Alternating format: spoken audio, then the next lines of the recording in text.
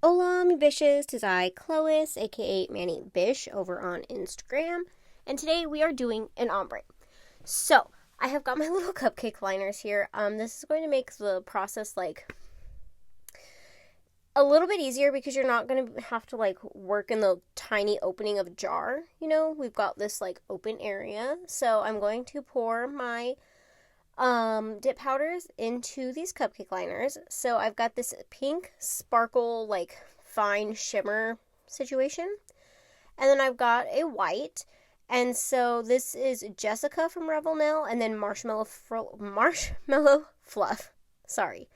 Marshmallow Fluff from Manny Boss. That's the white, and then Jessica is the pink shimmer from Rebel.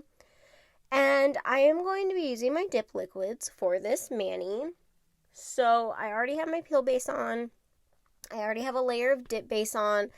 Let that dry over it. That way we have a layer in between the peel base and then our first layer of dip powder, because peel base can make the dip powder layer kind of dry a little fast. So if you're having any issues with splotchiness, try adding an extra layer of dip base before you start actually dipping, if that makes sense. Anywho, I started this mani off. First, I have two different ombre brushes going on. Well, two different brushes. Not specifically ombre, but to me, they're my ombre brushes. So I've got two different brushes going on. One is going to be for my white. One is going to be for the glitter. Now, if you're working with similar colors, you don't necessarily need two different brushes. But because I'm working with a solid and it being white, pure white, I wanted to have different, because then one is a shimmer, glitter, everywhere kind of situation, as you can see. So, I started with my white, did that up the free edge to midpoint. Then at my cuticle, started with Jessica and went and met it with the white. I cleaned around my cuticle, and then I'm just dusting that off to see what it looked like. This is what we're dealing with first. I'm only going to show you guys two nails at a time because I am doing the exact same thing on all 5 fingers. And this is just a very repetitive process, especially doing ombre, because it's just 2 steps, but over and over and over and over again, because I'm not switching anything up. I'm doing it exactly the same way on every single nail. And it's already kind of a process because of the extra steps with the ombre. So I'm not trying to have you sitting here for an hour watching me do this. So 2 nails at a time for each layer, and we'll get into that. So for this first layer, I did the white first. We're going in with the pink on top of that for the cuticle. And then we are doing that on all 5 fingers for the first layer. And then dusting all of it off. See? Poof, magic. All the fingers are done. If only it was that easy. And for this second layer, we're going to reverse the order. So this is going to give you a more seamless blend if you alternate the starting color in your layers. So now I'm going to start with Jessica. We're going to put her in her place. We're going to put Jessica in her place, and that's going to be that. And then a Marshmallow Fluff is going to come in right behind that. Now for this layer, I am not going to be holding my finger over that cupcake liner, because we already have that shimmer on there, and I do not want any of that shimmer to fall off of my finger into that white. So this time I'm holding it just over my paper towel, tapping the excess off, cleaning around my cuticle, and then I'll show you again on my ring finger. That same exact process. I'm going to start with Jessica first, and I'm sprinkling it. I'm angling my finger down when doing the cuticle one. I'm angling my finger down and sprinkling right at the cuticle in a downward motion, so that way it will naturally just kind of fall off of my cuticle, if that makes a little bit of sense. And of course I'm trying to angle my finger to get the sides real good too. That's the only thing about sprinkling on dip powder, is it's harder to get the sides, but you'll get it. And then just, tap that excess off, going in with my white, and this time we're angling it like upwards more so, getting the free edge angling upwards to get that like loose white to go into the pink some. Gonna give us that blendable ombre. This is my second layer. So we're gonna do another layer, and this time we're starting back with white. So every time you do a layer of dip powder, you want to switch your starting point. So I started with white, with doing white first, then pink. My second layer, I started with pink, then white. Now for my third layer, we're going back to white, then pink. That way, that middle part where the colors meet in the middle, it's going to have enough like alternation to it to where it's going to just melt better together, if that makes sense. And I say that a lot, and it's just because, if that makes sense, I say that a lot because my brain, you can probably tell because of the way I talk really fast a lot. It has so much going on in it, and I don't feel like I can articulate it and describe things right.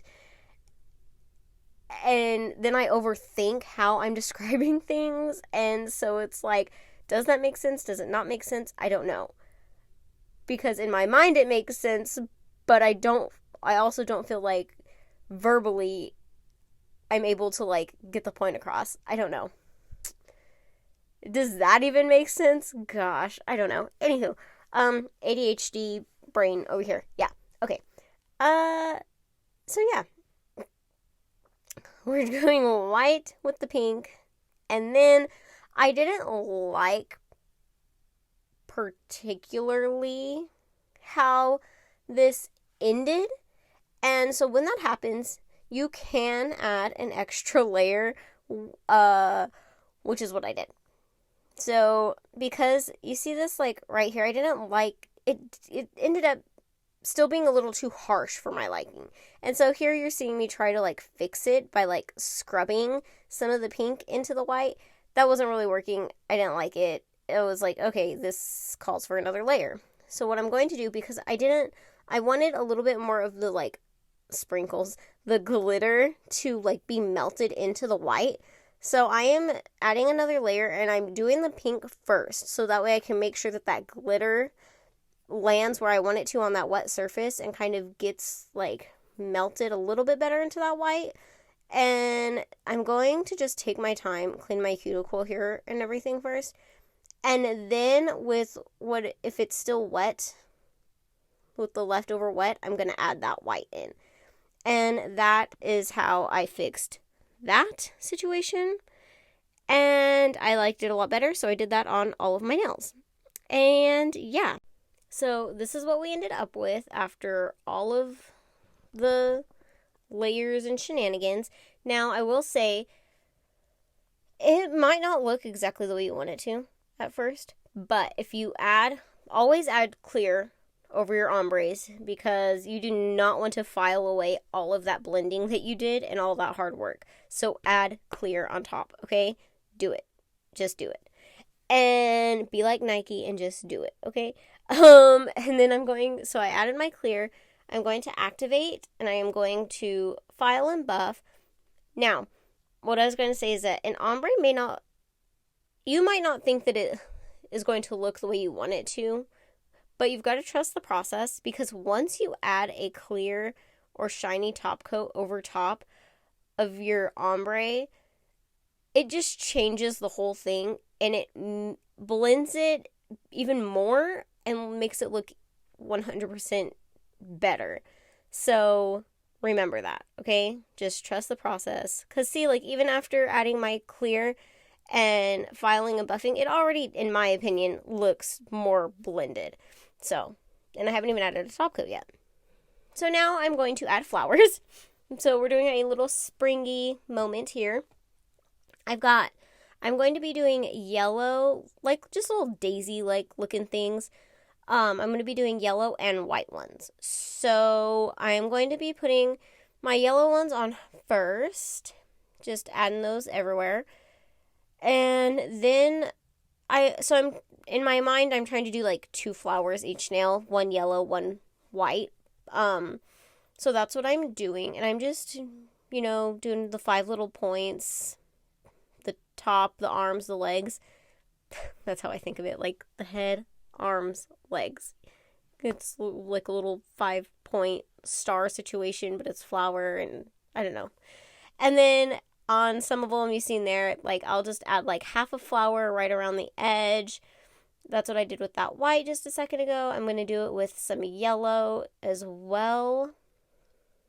See, just a little flower, kind of like it's half hanging on, half not on. And after I got all of those on and cured, because I was flash curing in between, I got all of those cured, and now I'm going to go in with a glossy top coat from Mani Boss, of course, and I'm going to cure this for the 60 seconds, and then we're going to add some gems, because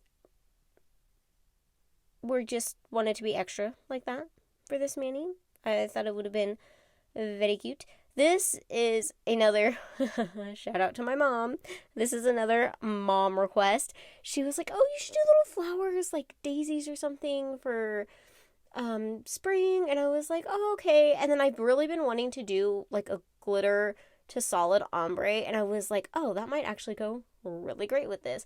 So I was like, "Okay, I know what I'll do. I'm going to do what I've been wanting to do. I'll add in mom's little request for some flowers, for some little daisies, and then, of course, we had it to be extra, and we had it to be extra. I'm sorry, see, my brain, and then it just, whoop. Okay, we had to be extra, and I had it, why do I keep saying had it? I wanted to add rhinestones, so that's what we did. So I'm taking my rhinestone Macart glue, and I'm just adding a dollop of that right in the center of those.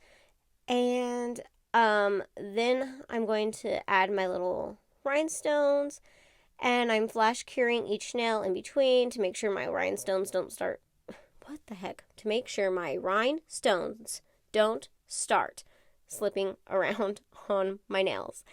And then I am going to come back in with another top coat, just to ensure that my rhinestones don't be going anywhere, because they don't need to be going anywhere. They need to just stay right where they are. So after I got all of those, I was going to say puppies, then I was going to say babies, and then it almost came out papies. Wow. Okay. Guys, this video is going all kinds of like south, not good situation. Sorry. I'm going in with my top coat again, okay? I'm going over top of the rhinestones.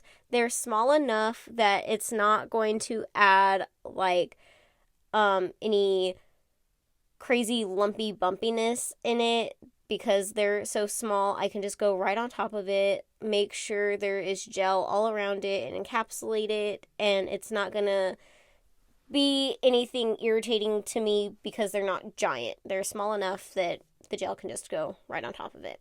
I'm going to add some cuticle oil, because I'd be missing out on this half the time in my videos. I forget to like include that I do add cuticle oil. And that is my spring mani, you guys. I hope you enjoyed this crazy video. And please like, comment, subscribe. It helps me out a ton. And we'd love to have you a part of the Bisshhh squad. I will catch y'all in the next one. Bye, Bishes!